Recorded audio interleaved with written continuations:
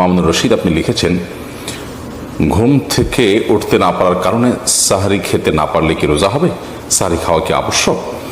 যদি রমাদান মাসে কেউ ভোর রাতে সাহরি খেতে ওঠার সুযোগ না পান, এর মধ্যে ফজর ওয়াক্ত হয়ে গেছে, অর্থাৎ সাহরি খাওয়ার কোনো সুযোগই তিনি পেলেন না, তাহলে সেই ক্ষেত্রে তার রোজা হবে কিনা? উত্তর হলো তার রোজা হয়ে যাবে, তার সিয়াম হয়ে যাবে। এবং তিনি যদি কোনো কিছু না খেয়ে থাকেন, না পান করে থাকেন, অর্থাৎ সবে সাদিক থেকে নিয়ে, তাহলে সেক্ষেত্রে আলহামদুলিল্লাহ তার রোজা বিশুদ্ধ হয়ে যাবে।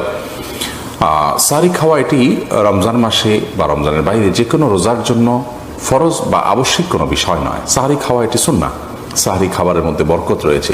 কিন্তু কোনো কারণে কেউ সাহরি খেতে পারলেন না, তারপরও তার রোজা হয়ে যাবে, তার সিয়াম হয়ে যাবে ইনশাআল্লাহ তাআলা। এরপরে যে প্রশ্ন দেখতে পাচ্ছি, জান্নাতুল ফেরদাউস আপনি লিখেছেন, রোজার নিয়ত কখন থেকে করতে হবে? ফরজ রোজার নিয়ত এটি রাতের গভীরে, অর্থাৎ রাতেই করতে হবে, রাতের মধ্যভাগে কিংবা শুরুতে, শেষে, যেভাবেই হোক সুবহ সাদিকের আগে আগে রাতের মধ্যেই করতে হবে জমহুর আমাদের মতে, অর্থাৎ হানাফি, মালিকি, শাফি এবং হাম্বলি ফোকায়ে কেরামের মতে। তবে ফোকায়ে আহনাফ এর মতে দিনের বেলায় দ্বিপ্রহরের আগে আগে নিয়ত করলেও কিন্তু রমজানের ফরজ রোজা আদায় হয়ে যাবে।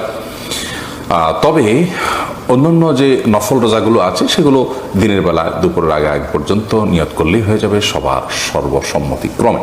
তাহলে খোলাসা কথা হলো, রমজানের ফরজ রোজার নিয়ত রাতেই করতে হবে অনেক ফোকায়ে কেরামের মতে।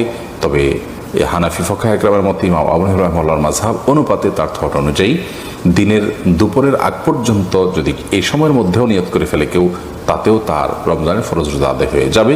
তবে শর্ত হলো এর মধ্যে পান বা আহার বা রোজা ভঙ্গকারী কোনো কিছু না করে থাকতে হবে।